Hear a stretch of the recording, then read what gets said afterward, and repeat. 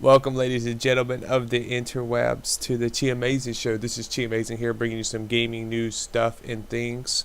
And I'm going to talk about Borderlands 2 a lot. I'm actually going to do a little review of it. But first, I want to cover some quick news. And the first thing I want to talk about is kind of sad. PopCap has closed its Dublin office, which really sucks. A lot of people now without jobs and shit, and that always sucks. Blizzard is considering free-to-play for Starcraft 2 multiplayer. And that could be really awesome and really bad at the same time, because depending on how they try to do it, they don't even know how they would try to do it, but it is something they're considering, and it could bring even more exposure to StarCraft 2, which would be awesome. Dust 514 is possibly coming out in October. In a interview with Fox Business, Jack Tretton actually kind of leaked that it's coming out next month, so look forward to that. Saints Row 3 is getting a newer version. We're getting Saints Row the full package on November 6th. It's going to include all DLC and be $50, I do believe. Left 4 Dead 2 almost had a Cabin in the Woods DLC. They actually were in talks of it. They were going to work on it, but then MGM went bankrupt and it delayed it. But that is also why you can see Left 4 Dead 2 Infected at the end of Cabin in the Woods when they show the cubes and all the monsters in them. Speaking of Left 4 Dead 2, Steam Workshop is coming to Left 4 Dead 2. We got the first screens of Slender the Arrival, and it looks pretty awesome. I'm pretty excited about this game. Like I said, I haven't played Slender yet. I haven't played the 8 pages or anything, but I will definitely be playing this one when it comes out. And the last bit, Borderlands 2 will be getting non-season pass DLC.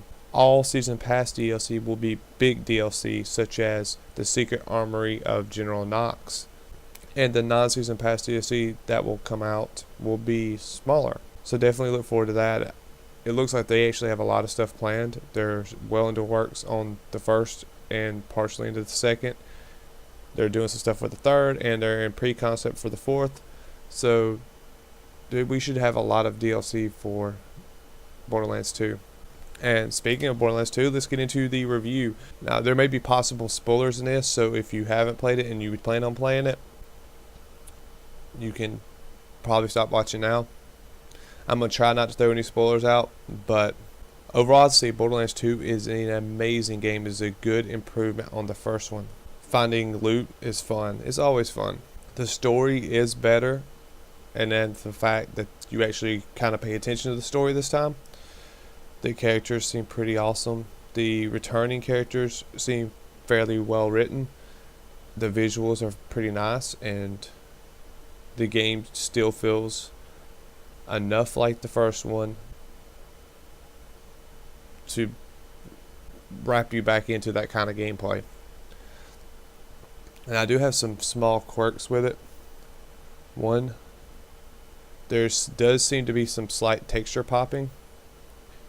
It's not a huge deal, but sometimes it's annoying. Personal note, I have ran into an issue recently playing that I ran into when playing Borderlands 1 the first time, that I was going for a very SMG based build, and I could never find SMGs. But that's more than likely just on my end, because I also later playing Borderlands 1 found a metric ton of SMGs.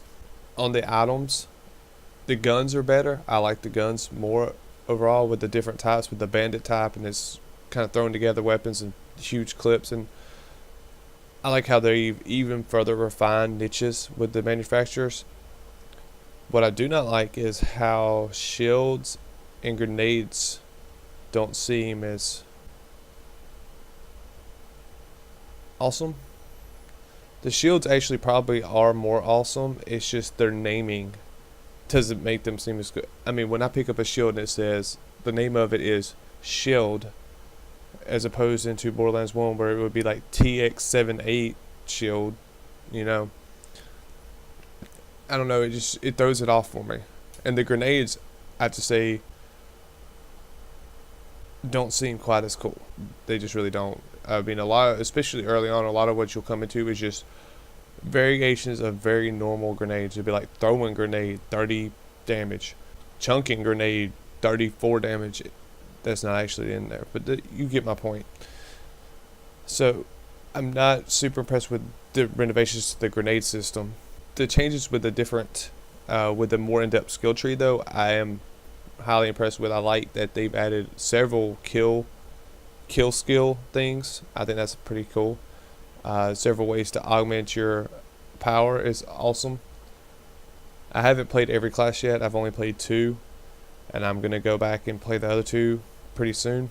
But so far, the Siren with the phase lock, I'm severely loving the phase lock, and the Commando with the turret.